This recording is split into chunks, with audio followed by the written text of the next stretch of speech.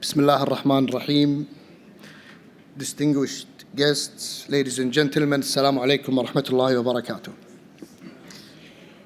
It gives me a great pleasure to open this session and to extend my sincere thanks to the United Arab Emirates and all the organizers of the World Government Summit for their warm welcome and hospitality, as well as for hosting this GCC session on blue economy, a new pillar for sustainable development and integration in the GCC states. This session brings together decision makers from GCC states to explore how the blue economy can, 1, drive economic diversification, 2, strengthen GCC integration, 3, advance sustainable development, while at the same time, we believe that the seas and their resources are pivotal to our vision for balanced resilience, knowledge-based economies, innovation, and sustainability. Ladies and gentlemen, the GCC states enjoy a strategic location and long coastlines, making the blue economy a key pillar for growth beyond traditional resources. The blue economy in the GCC states is valued at $180 billion in 2025 and is projected to rise to $269 billion by 2032. Key opportunities in this sector include fisheries and aquaculture, sustainable coastal and marine tourism, and the enhancement of logistic and maritime supply chains. These sectors already contribute significantly to non-oil GDP, underlining their role in future economic diversification programs. Globally, the blue economy contributes around 2.5% of GDP and provides over 30 million jobs, and it's expected to grow by 5% annually through 2030. Driven by maritime trade, which accounts for over 80% of global commerce, the GCC has great potential in blue energy, where offshore winds can generate clean power to support carbon net zero goals, giving us a competitive edge in sustainable energy. Our leading role in water desalination, combined with growth in maritime production and aquaculture, strengthens food and water security, create jobs, and enhance the Arabian Gulf position as a regional hub for maritime food security. Innovation and technology are critical. Digitalization, artificial intelligence, and the Internet of Things enable smart ports, supply chain monitoring, as well as efficient maritime operation. Also support environment monitoring, offshore renewable energy development, and uniform digital platform, enhancing the competitiveness of the GCC blue economy at a global level. Healthy marine ecosystem and biodiversity are the foundation for sustainable blue economy. Challenges such as overfishing, pollution, plastic waste, and climate change directly affect our resources. The GCC states are expanding maritime protected areas, strengthening regulation, reducing pollution, and rehabilitating coastal reefs to preserve the natural capital of our seas. Regional integration, ladies and gentlemen, can increase the collective economic return of the blue economy by 25% by 2035 through unified policies, coordinated legislation, and simplified ports products. Yet challenges remain such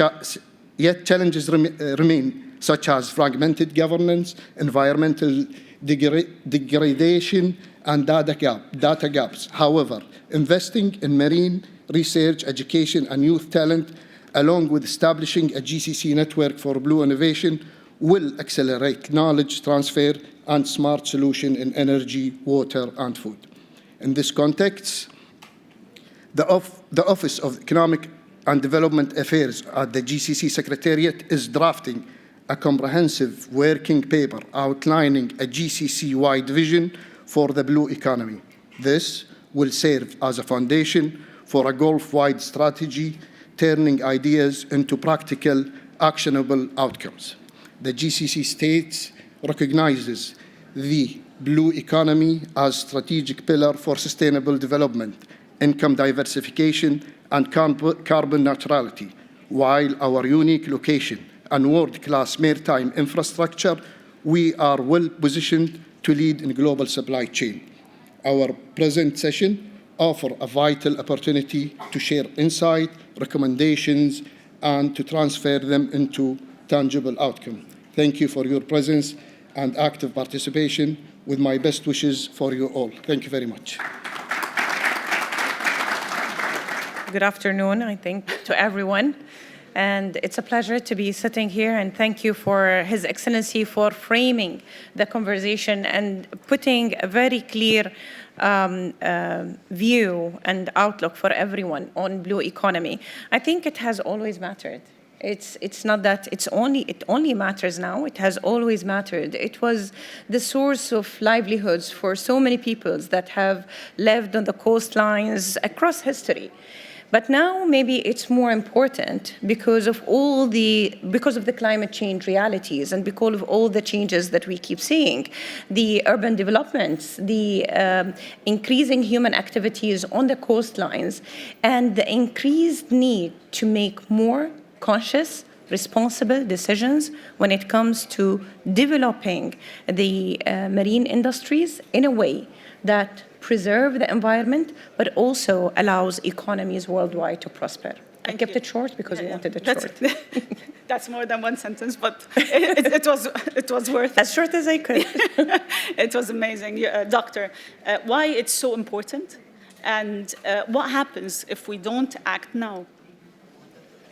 Bismillah ar-Rahman ar-Rahim. I would like to extend my appreciation to the brothers in UAE for the warm welcoming and hosting, and for organizing this important and strategic event, gathering the decision makers from different sides of the world. And I'm really delighted to be in between you here, mainly in this important session. It is very important because it is a part of our security, where human beings, they have to secure their existence, mainly food security, protecting from climate change in terms of cyclones, hurricanes, and also managing the natural resources to make sure that they are sustainable. If there is a time, actually, there is a certain statistics which will lead us to the innovation, which is the only way how we find out a conventional way to protect what we have and ensure the security of the future. For example, the maritime navigation in 2005, it was 45,000 vessels crossing the three bodies, which are Arabic Gulf seawater, Red Sea, Oman Sea, and Arab Sea. 2025, they become 138,000. So you can imagine what are the critical increase. On the matter of the rainfall, it used, before that, the consumption of the fish. It is a main meal in this region, in all GCC, and also on the level of tourists, the people from different countries living in this area, because of the importance and the value of the fish. So we have been consuming 485,000 tons of fish by 2005. 2025, it reached 1.1 million tons. The rainfall, it used to be 120 millimeter as average in 1976 to 1985. 1986 to 1995, it became 100. 2016 to 2025, it became 68. So it 50% less than what it was before. So really this natural resource on the level of even though the salinity of the, if we take example, the Arabic Gulf Sea water, you can imagine the consumption of fresh water from desalination plants, depending on the seawater coming from Arabic Gulf, which was in 2005 3.6 billion cubic meter annual. 2025 it becomes 7.8. The fresh water getting into this sea body from the rivers in Shatt al-Arab, it was 850 cubic meter per second 2005, and it become 2025 120. So it is right now 20% of it what it was in 2005. So this critical statistics really leading us to imagine about the security more than as a first phase before we attend to the advancing the blue economy, since the protecting and sustaining what we have right now is the number one step. The second step, finding out unconventional solutions through innovation, through Internet of Things, through satellites, the giga data, and also artificial intelligence, the level where we can manage sustainably these three bodies in order to secure them for the future, and then build in them our strategies of blue economy in the region. Fascinating numbers, especially that His Excellency mentioned that the size of the economy is $180 billion last year, and it's going to more than double in 7 years, which is a huge, that's a lot of potential. And again, there's a lot at stake here. Doctor, your take. Thank you very much. Bismillahirrahmanirrahim. Assalamu alaikum, Excellencies. It's a pleasure being here. As a member state organization, I would like to thank the government of the UAE, which is the host of the regional office for the Middle East and North Africa, and the GCC Secretariat for the growing collaboration. It's important because there are a couple of dimensions. The first one is a lot of efforts have been put on green economy, on green growth. And the potential that we can unlock from blue economy can help to accelerate the delivery of the green economy ambition. So that's the first dimension. The second, why it's important, is the opportunity for innovative financing instruments and mechanisms. And one of them that is increasingly taking place and picking up is the blue economy, blue bonds, that we have helped a number of countries to develop the blue bonds as a way to mobilize additional finance. And the third dimension is the opportunity for green jobs creation and green entrepreneurship, particularly when it's come to green entrepreneurship for SMEs and MSMEs. For youth and women, there is a huge potential when it's come to blue economy, and unlocking that helps to create the synergy between the green and the blue economy. So those are three dimensions why it's important.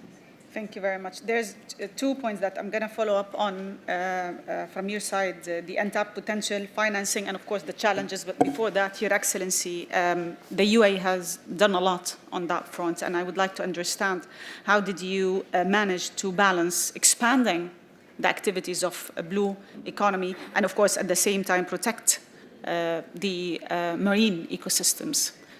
Tell me the trade-offs here.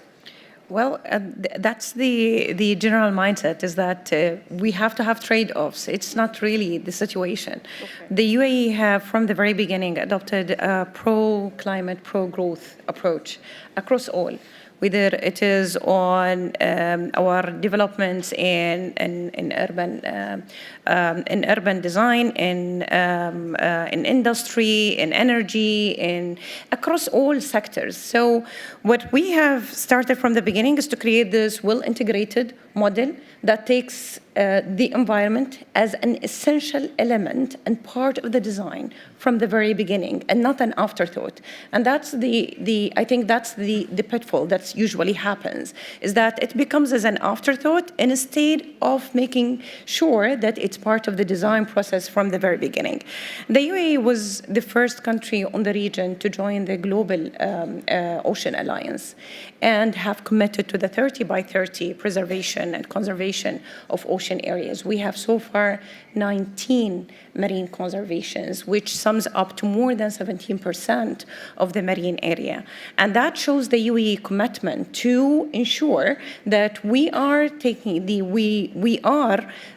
progressing hand in hand, whether it is on the economical development side, but also in the environment and sustainable agenda. And we don't do that without looking at all the innovations, the scientific research that has to be put in place so that we are also taking very well-informed, mindful decisions when it comes to achieving our economical development with the sustainable development in mind. We have J1 as one of the projects under Environment Agency Abu Dhabi, which is the research vessel that has been collecting data and has been using very innovative technologies. And we have also Khorfakan University that has very clear focus on marine research, and the newly opened Marine Research Center also in Khorfakan that is well dedicated for this kind of research. So again, to sum it up, it's a pro-climate, pro-growth. You don't need to compromise, which is the general understanding.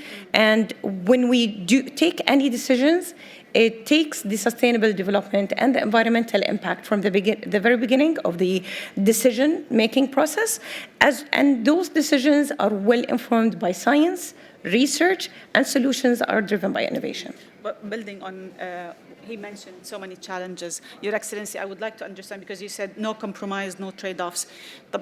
At least I'm sure you face so many challenges. What are the top challenges from the UAE experience on that front?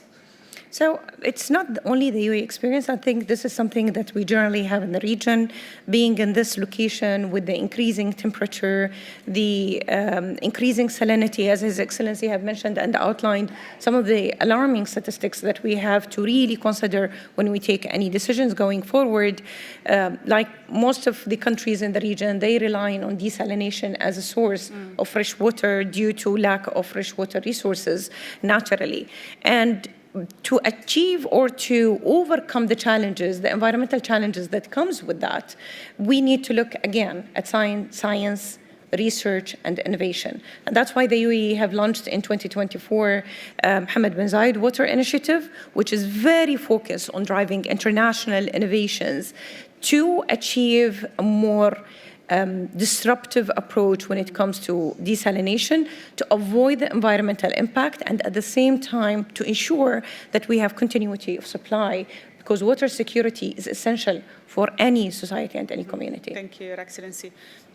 Back to your points, Your Excellency. Oman has a very long coastline and very rich marine resources. You've mentioned some of the challenges you face, and I think balance is key going forward. I want you to tell me, how do you try to strike the right balance in developing, of course, the blue economy, which is key for the economic diversification of the country?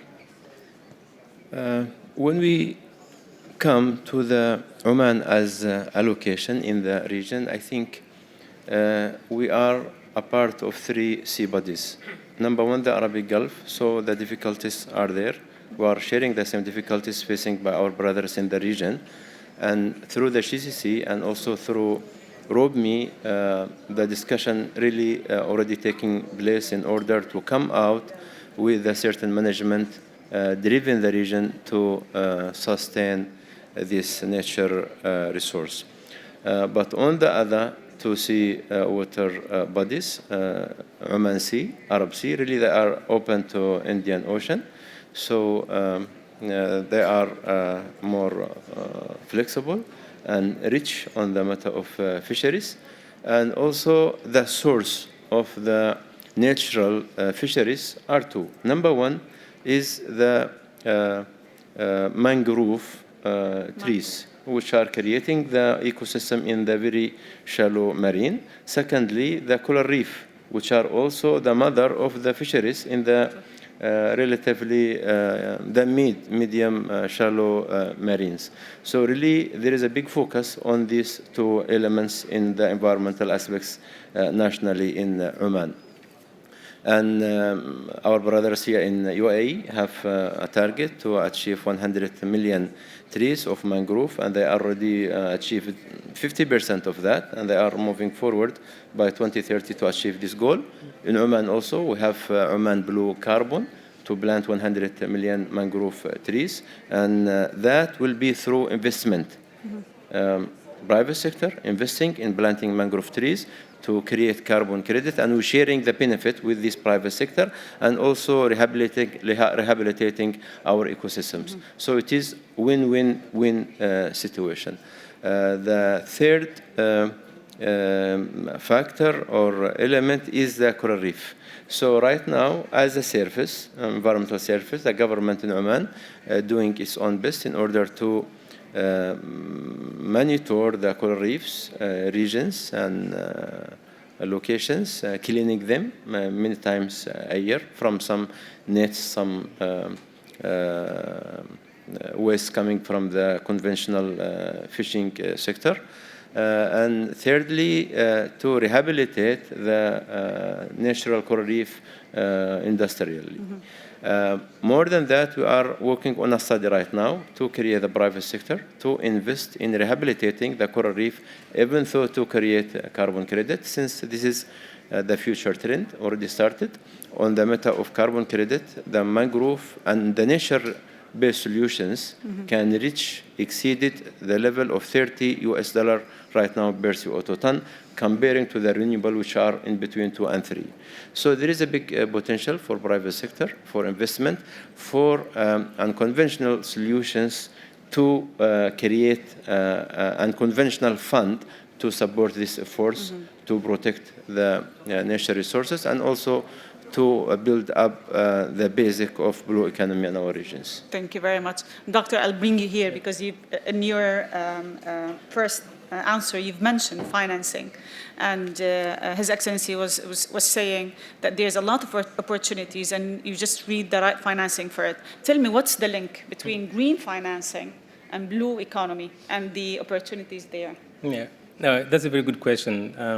In terms of the approach we have used so far with countries, we always look at the blue economy in terms of the regenerative component of the blue economy and the decarbonization in terms of where we can mobilize more investment for the blue economy. So when you look at these two components, each one of them kind of take you through the policy aspect, because to mobilize those investments, you need to have the right policies in place, and linking the policies to the investments and to the innovative financing mechanism. Specific to your question on the investment mobilization, I will give 3 examples. The first ever sovereign blue bond that was mobilized globally, we supported with St. Lucia for about $300 million. And this was kind of directed to have financing for specific types of projects, and one of them being the coastal marine nature-based solution, and providing the opportunity for the private sector. An important aspect in all of these blue bonds initiative that we supported is on wastewater. From engineering perspective, as a water engineer from background, from engineering perspective, we know that 1 drop of drinking water has the potential to be reused 7 times before the end of the life cycle. So when you think about the potential of blue economy for the use and reuse and treatment of wastewater, it brings another dimension, particularly for countries hardly hit by climate change, like in the MENA region, and where His Excellency mentioned the rainfalls have been dropping over the past half century. Another important aspect is on blue carbon.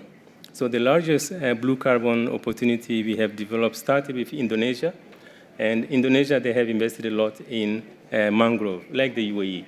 So there are similarities where the blue carbon opportunity becomes an avenue, a channel to mobilize financing.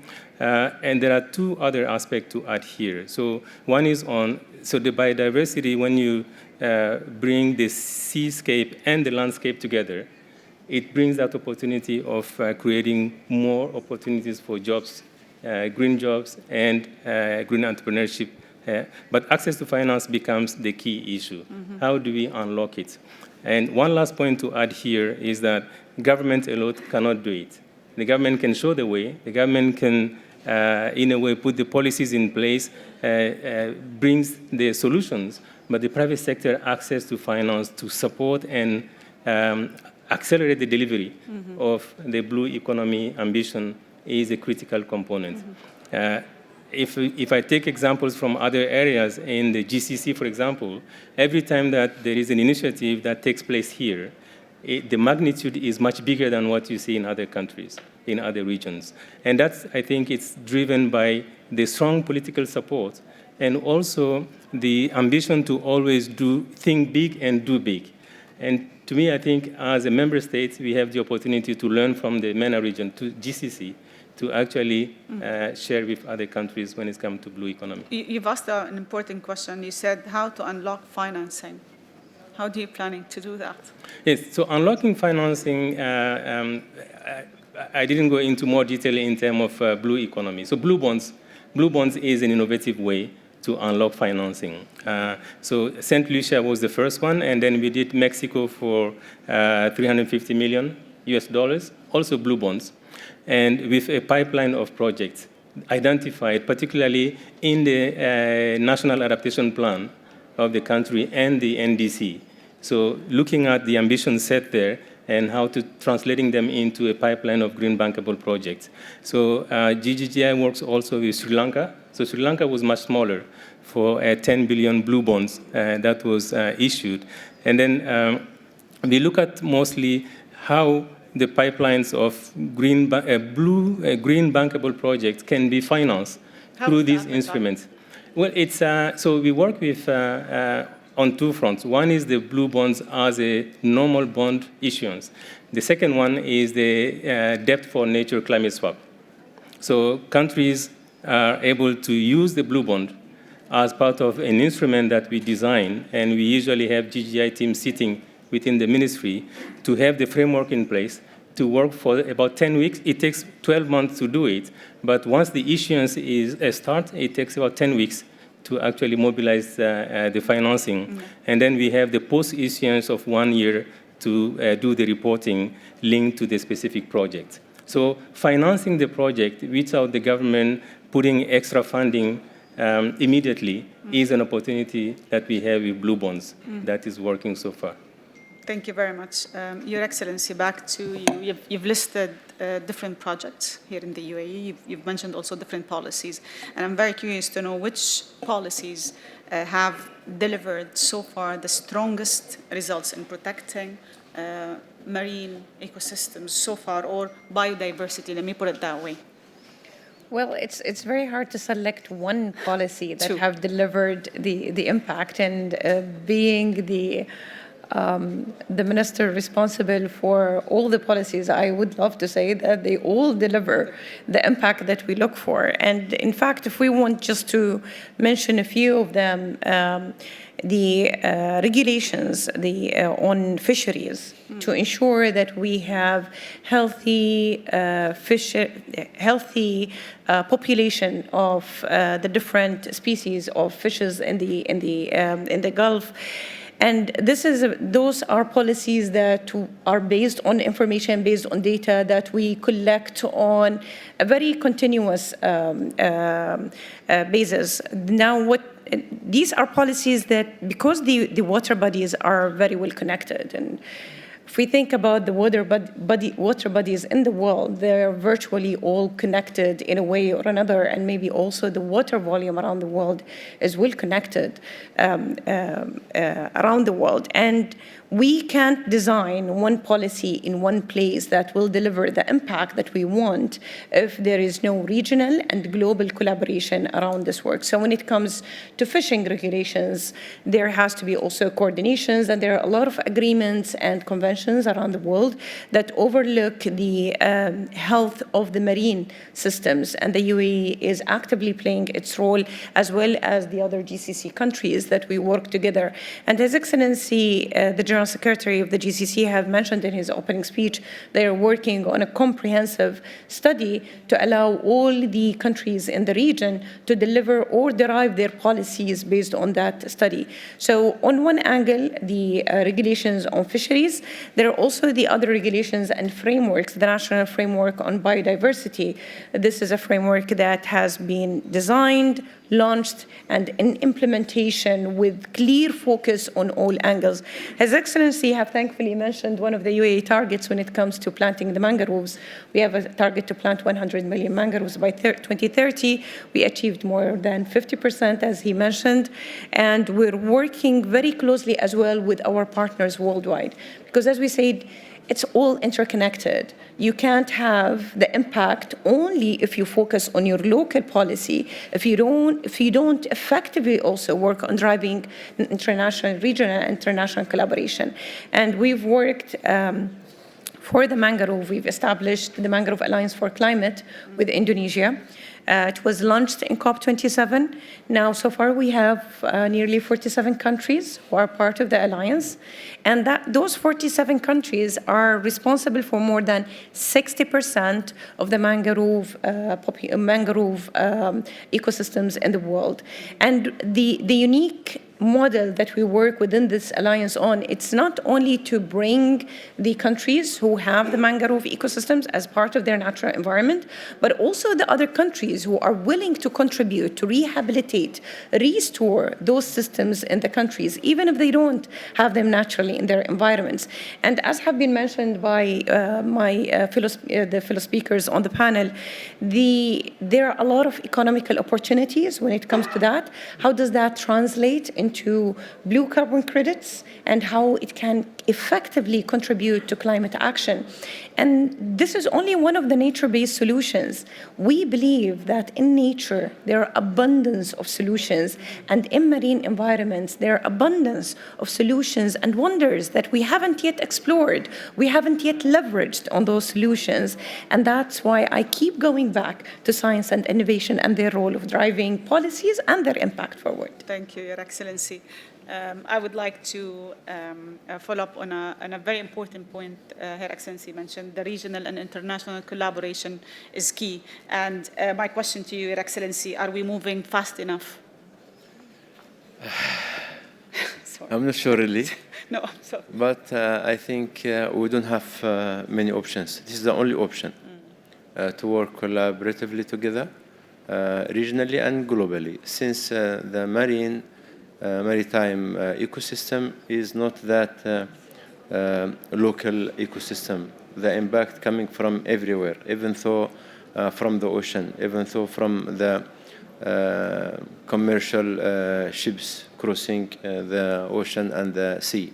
For example, there is a number of accidents because of which a big number of whales died every year. The loss of one whale means we are losing millions of trees in terms of observing CO2. So what is the solution? The solution using the technology to create a maritime traffic pathway for these ships and keep monitoring them. So this is also coming back to the first question about the policies, either national or international. The question is not how many policies, the question is the implementation of the policies. Mm-hmm. Thank you. Doctor, let me bring you here because I think collaboration and coordination is key and is very important. And my question to you, what is the biggest risk today if blue economy policies are developed nationally and not coordinated regionally or internationally? Yeah, I think I would say there are risks associated with not coordinating. And the GCC organizing this forum is an example of coordination or giving the opportunity to share a lesson.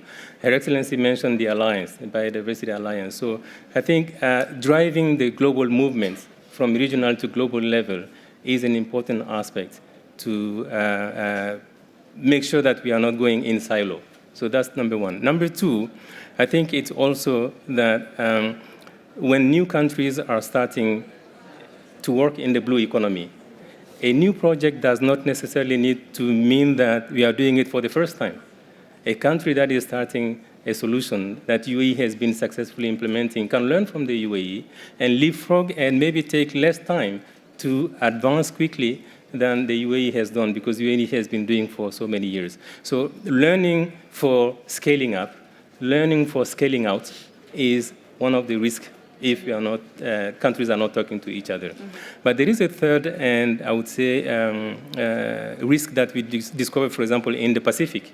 There are small island states, and quite often the investment project that we help to develop, they can be so small because of the size of the countries that they may not attract the investors. So aggregation becomes an important aspect, particularly when countries are sharing a coastline or they are sharing borders. So in a way, blue economy is one of the opportunities where we don't need to see borders, because knowledge doesn't have border.